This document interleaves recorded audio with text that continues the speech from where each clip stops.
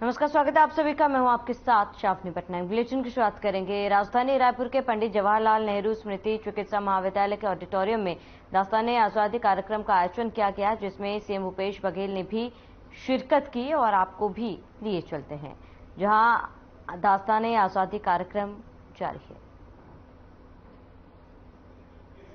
करते हैं अपनी दिलकश आवाज से देश भर में किस्सा गोई को एकदम नया अंदाज में प्रस्तुत करने वाले लखनऊ की आन बान शान हिमांशु वाजपेयी, उनकी एक किताब है किस्सा किस्सा लखनऊआ। वो युवा साहित्य अकेडमी पुरस्कार प्राप्त है और उनके साथ आप आजादी की दास्तान सुनेंगे। उनके साथ मौजूद है मंच पे प्रज्ञा शर्मा जी। मुझे याद है कि मैंने साहिर लुधियानवी पर इन दोनों का एक कार्यक्रम देखा था और भीड़ हो रही थी। ये हिमांशु वाजपेयी जी और प्रज्ञा जी का कार्यक्रम था। मंच पर अजय टिपानिया जी मौजूद है, जिनके गाय भजन के चर्चे देश भर में है। मंच पर वहां पे वेदांत भाई मौजूद है, वेदांत भारद्वाज। वो ट्रिनिटी कॉलेज लंदन से एक योग्य गिटार वादक है और आवाज तो आपने अभी सुनी होगी थोड़ी देर पहले, वो कुमार गंधर्व का गाया हुआ वह उड़ जाएगा पंछी अकेला गा रहे थे और हम सबको सुना रहे थे। और आप आइए सुनते हैं। आप सबका बहुत स्वागत है। छत्तीसगढ़ प्रेम की सद्भाव की धरती है। छत्तीसगढ़ देश का एकमात्र ऐसा राज्य है जहां पर प्रेम और सद्भाव सर्वाधिक मिलता है। तो दर्शकों, आपके बीच है आपके साथ मैं हिमांशु भाई और सभी अतिथि कलाकारों से अनुरोध करता हूं कि मंच आपका है, कृपया शुरू करें। बहुत शुक्रिया। मैं अभी कुछ दिनों पहले ही आया था दास्तान नवीन करने के लिए। तो पिछले 10 साल से फुल टाइम, जिसको जरिया माश कहते हैं उर्दू में, आजीविका के तहत प्रोफेशनल दास्तान गोई कर रहा हूं। 10 साल में मैंने 300-400 प्रोग्राम किए होंगे दुनिया भर में, कई देशों में और हिंदुस्तान के अलग अलग जगहों पर। लेकिन 10 साल के सफर में कुछ दिनों पहले पहला मौका था कि जब 2 घंटे लंबे शो में किसी सूबे का मुख्यमंत्री पूरे वक्त शुरू से लेकर आखिर तक बैठे रहे हों, और न सिर्फ बैठे रहे हों, पूरी तवज्जो के साथ सुनते रहे। तो ये बहुत खास बात थी। ये इंप्रेशन मेरे दिल पे बहुत पक्का है। और फिर उसी दिन ये बात निकली, चूंकि वो प्रोग्राम अच्छा हो गया था ऐसा लोगों ने समझा, तो ये बात हुई कि दोबारा आपको हम बुलाएंगे। तो ऐसा आमतौर पे होता है हमारे साथ कि जब प्रोग्राम अच्छा होता है तो लोग उत्साह में कहते हैं नहीं हम आपको बुलाएंगे। लेकिन बहुत कम बार, चूंकि हम हमेशा कहते हैं कि उत्साह में कोई वादा और गुस्से में कोई फैसला नहीं करना चाहिए। लेकिन यहां जब वो वादा किया गया तो आप देखिए कि 23 तारीख को हम यहां थे, इसी जगह पर, इसी मंच पर हॉल भरा हुआ था, और आज फिर 8 अगस्त को हम यहीं पर हैं। तो इतनी जल्दी वो वादा पूरा कर दिया गया। और नेहरू की दास्तान, ये दास्तान जो हमने तैयार की थी, तो सोचा यही था कि इसको देश के कोने कोने में घूम के सुनाएंगे, क्योंकि आजकल एक पूरी मुहिम चल रही है कि नेहरू जी के कद को घटाया जाए, उनके नाम को मिटाया जाए, उनके बारे में अनर्गल कई सारी अफवाहें फैलाई जाए। तो है क्या कि जब इंसान खुद किसी की बराबरी, उसके किरदार की बराबरी, उसके कद की बराबरी नहीं कर पाता है, तो वो सोचता है कि दूसरे के कद को छोटा कर दिया जाए। तो उस दौर में ये दास्तान हम एक मिशन की तरह भी सुनाते हैं और कोशिश करते हैं कि, क्योंकि हम तो कर्जदार हैं नेहरू जी के। कोई भी इंसान जो थोड़ा सा भी समझदार है वो इस बात को समझेगा कि कितना बड़ा कर्ज है हम पर नेहरू जी का, और क्या उन्होंने जिंदगी गुजारी और कैसे इस देश को बनाया है। तो बाकी बातें मैं दास्तान में करूंगा, लेकिन राकेश जी का, उनकी पूरी टीम का, विनोद सर का, मुख्यमंत्री जी का, क्योंकि नेहरू की दास्तान के लिए हमें बुलाया जाता है तो हमें वाकई बहुत खुशी होती है, क्योंकि ये हम बहुत दास्तान 27-28 दास्तानें हम करते हैं, लेकिन जब इस दास्तान के लिए बुलाया जाता है तो फिर हमें अलग खुशी होती है। तो ये खुशी हमें देने के लिए बहुत शुक्रिया। Thank you. आज एक खास मौका ये भी है कि हमारे साथ प्रज्ञा की माता जी भी आई हैं लखनऊ से। पिछली बार नहीं थी, उन्होंने बताया कि सर थे तो खास तौर पे वो यहाँ है। तो बहुत कम मौके ऐसे होते हैं कि जब मम्मी यहाँ मौजूद होती है, तो इसलिए इसलिए भी बहुत खास मौका है जी। विनोद सर ने अभय से अपनी बात शुरू की थी, मैं वहां से बात उठाता हूं। अच्छा, इसमें जो गाने आएंगे वो ज्यादातर गाने या तो नेहरू जी के प्रिय थे या गांधी जी को बहुत प्रिय थे, अपनी प्रार्थनाओं में उन्हें करते थे, या हमारे आंदोलन में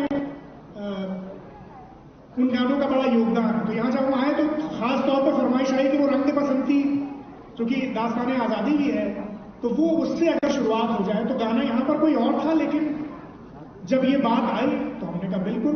तो पहला गाना रंग दे बसंती भारतीय राष्ट्रीय आंदोलन का बहुत अहम गाना है, और जो गांधी जी ने जो अभय भर दिया था लोगों में, और उस अभय के बाद जितने सारे लोग, खासतौर पर युवा जिस तरह से देश पर कुर्बान होने के लिए आगे आ गए थे, ये गाना उस स्पिरिट को बताता है।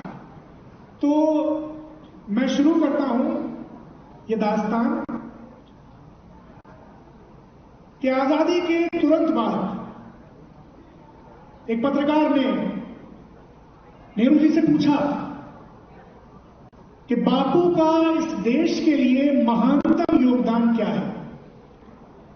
बिना एक लम्हा गवाए नेहरू जी ने जवाब दिया कि बापू ने एक आम हिंदुस्तानी के मन से अंग्रेजों का भय निकाल दिया।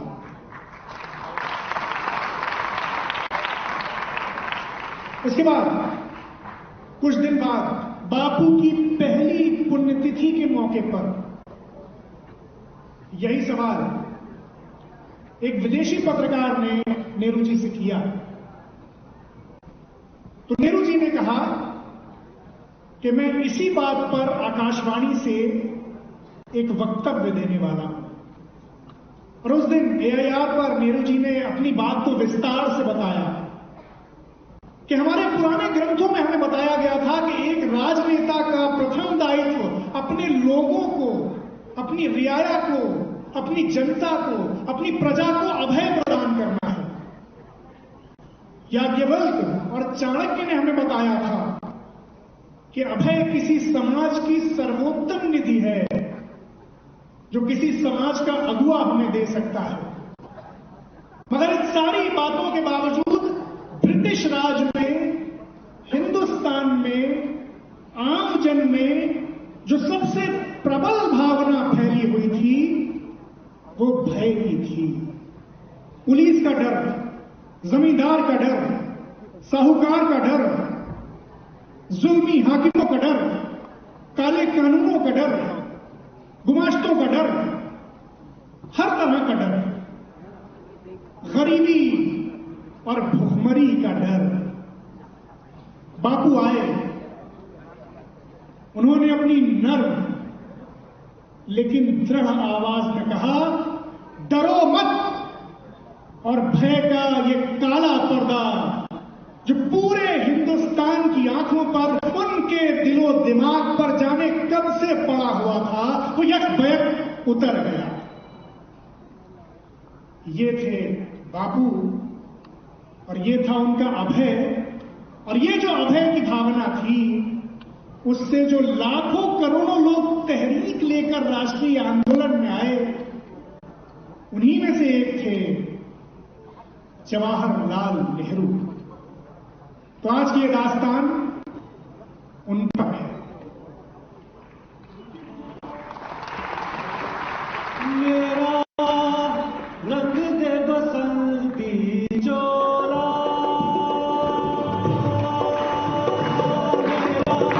रंग दे बसंती चोला, मेरा रंग दे बसंती चोला, रंग दे बसंती चोला, रंग दे बसंती चोला।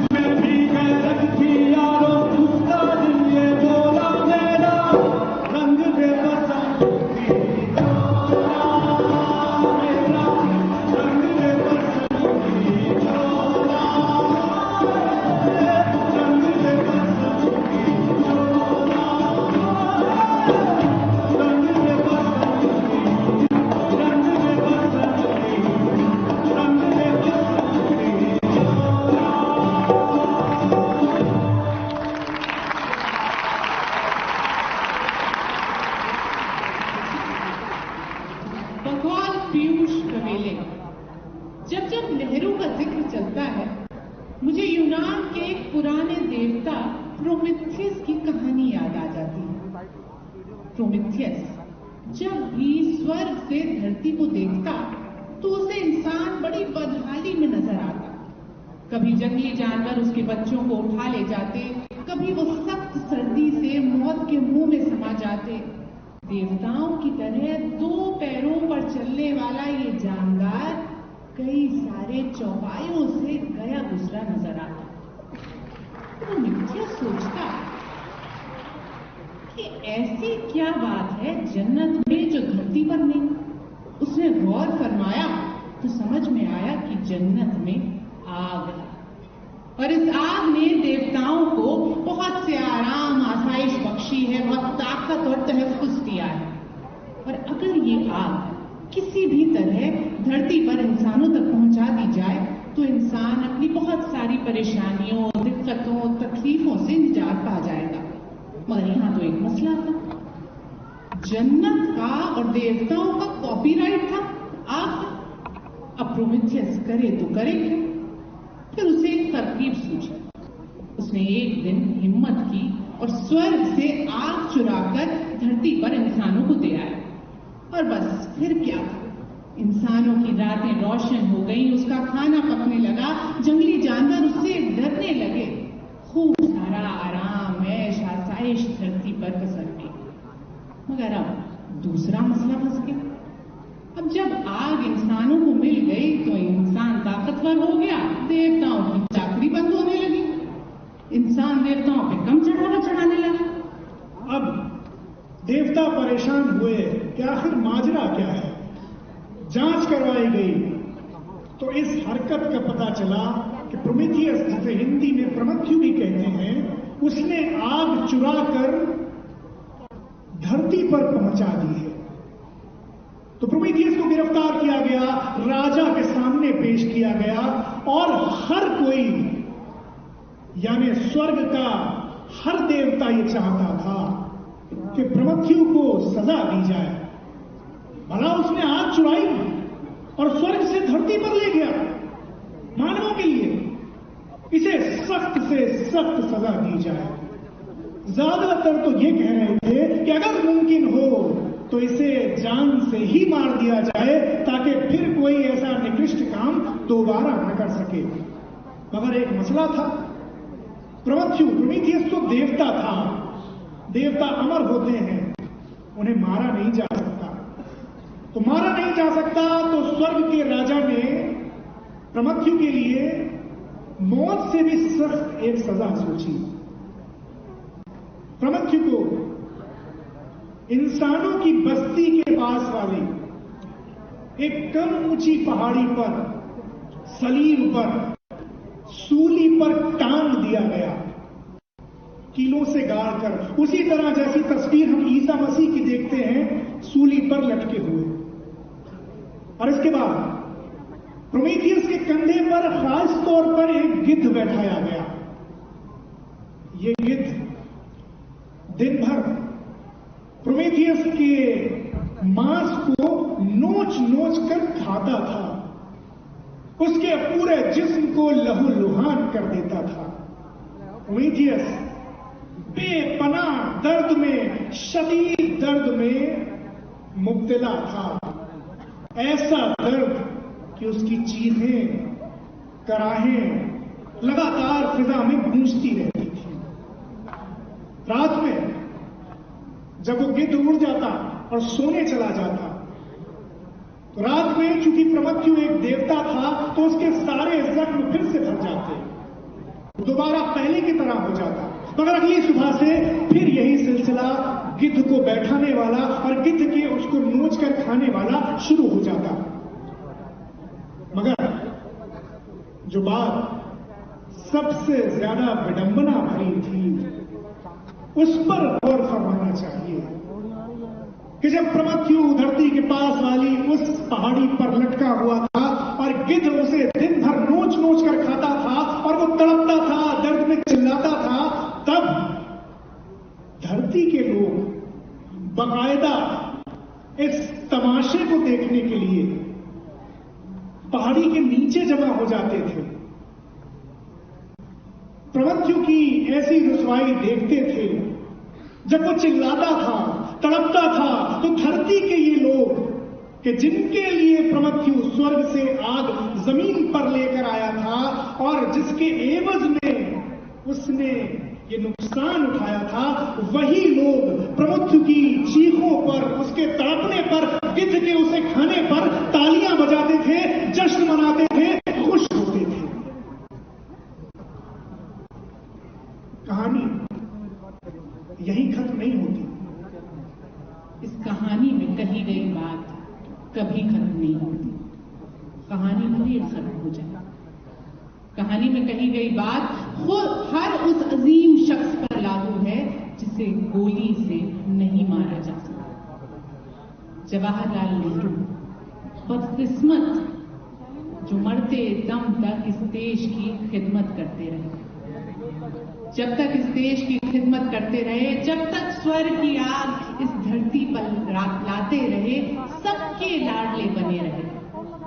मगर उनके जाने के बाद हमने उनके पूरे किरदार को सलीब पर टांग दिया और गिद्ध की तरह उसे नोच रहे हैं। और उस नोचे जाने का बहुत सारे लोग जश्न मना रहे हैं। वो ये भूल गए हैं कि यही शख्स था जिसने उनके लिए एक ऐसा भारत बनाया कि जिसमें रहकर वो खुद नेहरू को छोटा दिखा रहे हैं, तरह तरह की गलत बातें कर रहे हैं। एक शेर है किसी का, नैरंगिए सियासते दौरा तो देखिए, नैरंगी कहते हैं कपट को, छल को। सियासते दौरा यानी वर्तमान की राजनीति। तो वर्तमान की राजनीति का छल तो देखिए, अगली लाइन आपको समझ में आ जाएगी। और जो नेतार थे वो भी समझने की कोशिश कीजिएगा। नैरंगिए सियासते दौरा तो देखिए, मंजिल उन्हें मिली जो शरीफे सफर न थे। आइए सुनते हैं बापू का एक प्रिय भजन, जिसमें असल में वो संकल्पना, भारत का वो विचार, वो आइडिया ऑफ इंडिया छुपा हुआ है कि जिसका ख्वाब बापू ने भी देखा और नेहरू जिसके लिए जिंदगी भर जद्दोजहद करते रहे। वैष्णव जन तो तेने कहिए जे पीर पराई जाने। उसी पे डालना है, आदिवासी वाला है ना।